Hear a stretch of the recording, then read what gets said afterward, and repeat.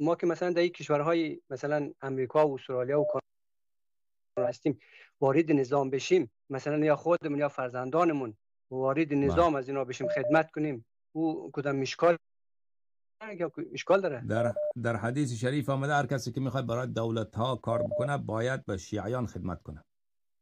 خب اگر به شیعیان خدمت نکنه این گناه عظیم داره.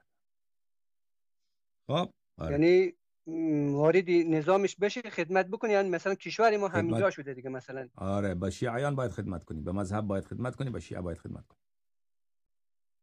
خب در کشورهای امریکا و استرالیا اینا چجوری کار کنیم الان مثلا؟ خب دیگه باید پیش خود فکر کنی دیگه. من اونجا نیستم که چی آدم هر کس موقعیتش فرق میکنه.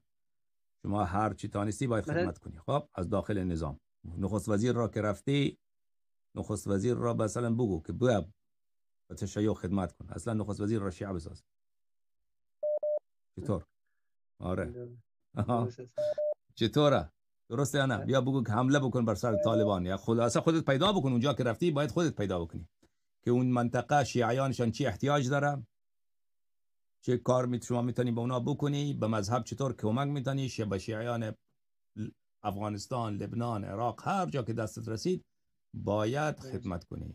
آره شرطش همینه. خب وارد ارتش بشیم، اینا تو جنگ میفرستن مثلا این آدم را مثلا تو خلاصه جنگ. امینه دیگه، خلاصه امینه، راهش امینه. خب که آدم اگر برای حکومت های جائر میخواد خدمت بکنه جایزه، به شرطش همینه که شما خدمت به شیعه و مذهب شیعه بکنید.